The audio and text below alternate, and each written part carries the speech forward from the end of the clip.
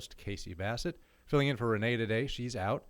Speaking of those who live it, we have a gentleman joining us today who lives the faith every day, probably 24 hours a day sometimes, in various places around the state, here, there, and in the middle. We're joined today by Michael Pauley, who's the Executive Director of the South Dakota Catholic Conference. Welcome, Michael. It's great to be with you, Casey. Thanks for having me. Michael, I was wondering, just for our listeners who maybe don't know what the South Dakota Catholic Conference is or what it does, could you just give us a rundown of your position, what you do, maybe even what your days look like in and out of session? Sure. Well, some of your listeners may be familiar that we have at the national level the U.S. Conference of Catholic Bishops, which performs a number of functions, but they have an Office of Government Relations, which basically acts as the sort of ambassador from the U.S. bishops to our government at the federal level. So they are engaged on issues in Congress. But states have an analogous institution called the State Catholic Conference. So in South Dakota, we have our South Dakota Catholic Conference. All of our neighboring states have the same thing. There's a Catholic conference in Minnesota, North Dakota, Nebraska, et cetera. And basically, we function as the ambassadors, the ambassador for the Bishops of South Dakota in our state capital of Pierre. And that's a year-round function. But this happens to be a particularly busy time of year because our legislature is in session. And so during this time of year, most days I'm in the Capitol working on bills, talking to legislators, and it's very interesting work and it's a privilege to be representing the church in this way. Sure. I think some people out there might be a little surprised to hear that the church maybe has a lobby or lobbies out in Pierre or in various places in our government. Yeah. Can you kind of briefly explain how that's okay to do for the church? Sure. Well, and if you think about it, this issue came up in a different context last year when we were having the whole ballot measure campaign over Amendment G, and people were saying, well, why is the church involved in politics? And the simplest way I can answer that is that the church's mission, to spread the values of the gospel to all people is not compartmentalized. We're trying to preach the gospel in every aspect of life. I often like to joke that when we're in Mass, we pray the Our Father, and we get to that part where it says, "Thy will be done." Well, when we say "Thy will be done," there's not an asterisk there that says, well, thy will be done, but not in Hollywood, not in the boardrooms of Fortune 500 companies, not on Madison Avenue, and certainly not in the halls of government. There's no asterisks there. We're to shine the light of Christ into all corners of society, and certainly, our government is no exception to that. And just one other point I'd make on that is that if you look at the Catechism, and this is in paragraph 2246, it states, and I'm quoting, "It is a part of the church's mission to pass moral judgments, even in matters related to politics, whenever the fundamental rights of man or the salvation of souls requires it." So that's kind of what we do when we're, for example, engaged in the legislative session. There's anywhere from 450 to 600 bills introduced in a typical South Dakota legislative session. And we look at those bills and we ask ourselves, do these bills have any implications for the fundamental rights of man or the salvation of souls? And we have a body of teaching called Catholic social teaching, which guides a lot of our decision making in terms of what bills we choose to support and occasionally bills that we choose to oppose. Sure. You work with both bishops, so both sides of the state, so you're kind of the intermediary. What does that relationship look like when a bill is introduced, or you're out there and you see a bill that, hey, this may fit that criteria? Do you get on the phone right away with the bishops? Do you sort of work it through it with the legislature, or the legislatures first, or what does that look like? Yeah. Well, yeah, it's a really great question. And so, since the Catholic Conference is the voice of our two bishops, Bishop Bullock in Rapid City and Bishop DeGrood in Sioux Falls, the Catholic Conference does not take any position either in support of a bill or against a bill unless it's directly supported by our bishops. And so, as executive director, I perform, I guess, what you might call a sifting and evaluation function, where I'm the lucky guy who gets to read through about 500 bills, and then maybe out of that 500 bills, there's about, you know, 30 or 40 that, might have implications for Catholic social teaching. And then I go through a discernment process with the bishops about which bills the Catholic Conference may want to engage in. And so we meet by Zoom because, of course, they're on opposite sides of the state. I'm in the middle of the state in Pierre, and Bishop Bullock's in Rapid City, and Bishop DeGrood is in Sioux Falls. And so we gather and meet via Zoom, and sometimes. For more time urgent things, when we can't set up a Zoom meeting, we're just communicating by email about the bills that are in front of the lawmakers. Sure. So that's the process in a nutshell. Sure. I'd like to get into the latest legislative session, but first, I find it so curious, and I think our listeners would too. A typical day for you in the session is not like an 8 to 5 or 9 to 5 job out there. No, It's more like no.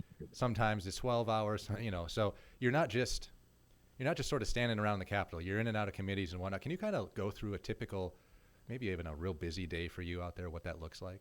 Yeah.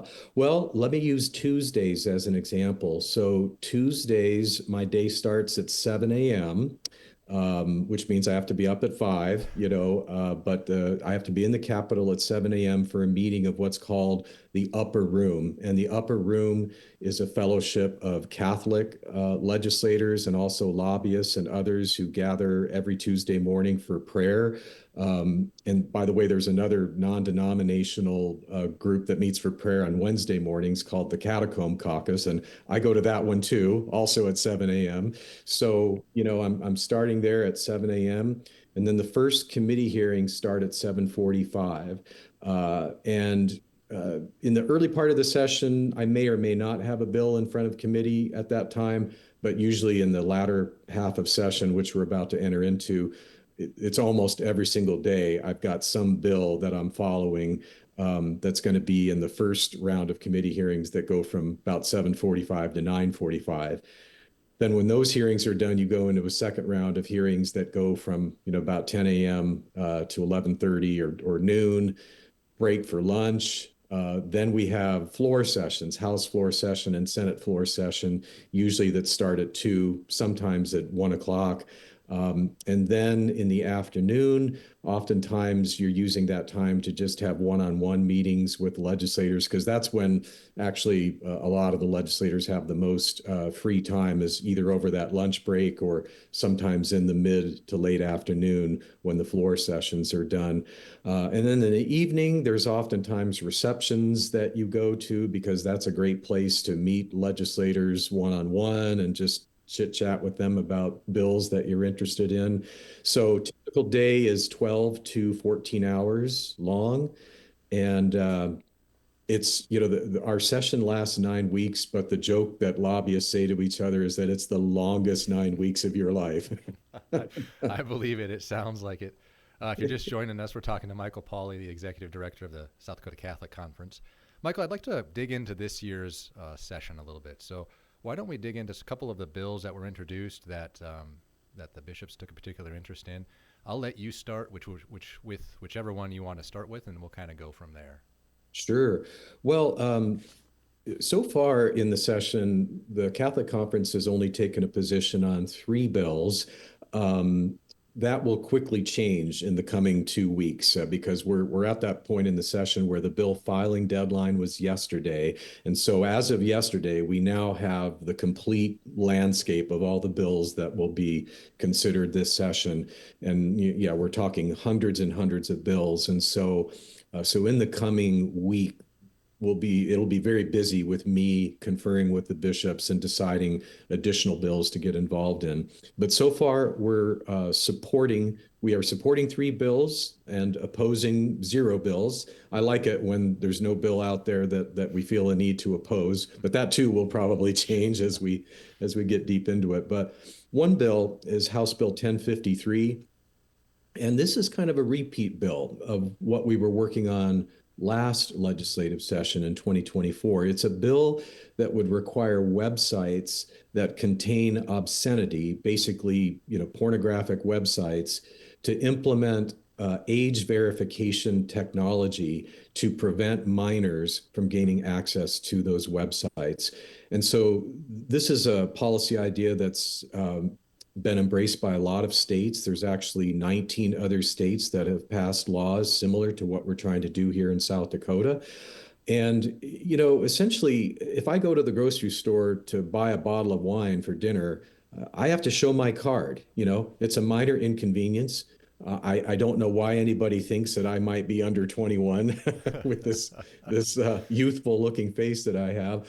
But nevertheless, we take it for granted that we try to prevent minors from gaining access to things that could harm them, whether we're talking about gambling, tobacco use, alcohol use, even getting a tattoo. And so think about the irony that, we might we might prohibit a minor or at least require parental consent before a minor gets a tattoo. And yet they can get on the internet and have access to, what is frankly just horrific, degrading, soul-crushing material. I don't want to suggest that any kind of pornography is harmless, but people need to understand that the kind of material that's available online today is infinitely worse than the 1970s era Playboy magazine. We're talking about videos depicting, violence, sadomasochism, all sorts of things that I don't even want to speak on air, at risk of offending your listeners. The internet is a jungle, and it's a dangerous jungle. And increasingly, policymakers are saying, we don't have to put up with this. We have the power of law to force these companies to implement the procedures to keep minors from accessing this content. So, quick recap on that bill. It passed the House overwhelmingly. It's now gone over to the Senate, where it's in the Senate Judiciary Committee. And this is exactly where the bill was killed last year. On a narrow 4-3 vote, this same bill, or actually a very similar bill to it, was defeated last year in the Senate Judiciary Committee. So we're watching this like a hawk. Yeah. We think, there's been an intervening election. The membership of the Judiciary Committee is different this year. So we think we'll be able to get it out of committee this year, but we're not taking it for granted. Sure, so that's one of the key bills we're working on this session. Real quick question on that one, Michael, because I remember we talked about this when it was up last year. This is more than just a clicking the box and acknowledging that you're not underage. Yeah. It's a process where you have to input your driver's license or what have you, some sort of ID. So it's an actual verification process. Yeah, that's absolutely right. And that's something that people misunderstand. A lot of people think, well, you just can't do this over the internet, but in reality you can. And in fact, if you get on and Google age verification vendors or something like that, you'll actually go to the websites. There's these whole companies where all they do is market themselves as age verifiers. So typically what happens, whether it's a company selling alcohol online or tobacco, or maybe an online gambling website where they don't want minors to be doing, online gambling, what these websites will do is they will contract out to these third-party vendors, and those vendors are the ones who are kind of in charge of the age verification. And it could be, taking a, scan of the ID. It could be biometrics. Some people are using, I know some people don't like biometrics, but, it's a thing, and some people use it to help, verify age.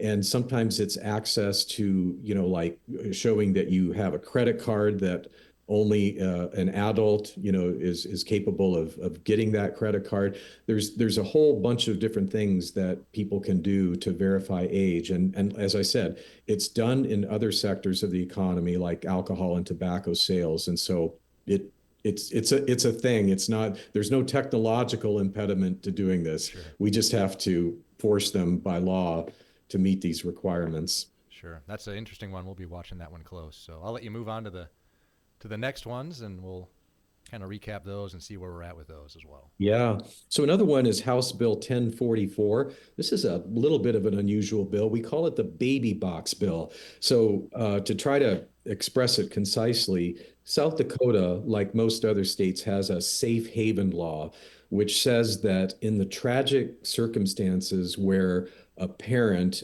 feels that they cannot care for an infant child that has just been born, that they can take that child and surrender it at a place like a hospital, a fire station, a police station.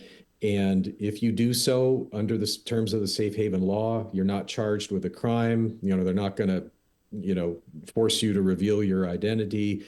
And again, abandoning a child is a horrible thing. We obviously want families to stay together, but the reality is that throughout the course of human history, this has been a thing where infants get abandoned because the parent or parents feel incapable of taking care of them. So what the baby box bill does is it creates an anonymous and safe way for these children to be surrendered. So you have this receptacle that would be attached to the wall of a building, most likely a fire station or police station, maybe a hospital in certain cases. And it's a climate controlled, padded receptacle that has a locking door. Well, it locks after you initially open it. You open it, you place the infant inside, and then the process of accessing this box triggers a 911 alarm. There's motion sensors, there's other sensors. And so you're basically, it's an immediate 911 call. And then they show up and can rescue this infant who's been left in this box. And so 20 other states have adopted these laws, and 52 children so far have been saved through these Wow. so-called baby boxes.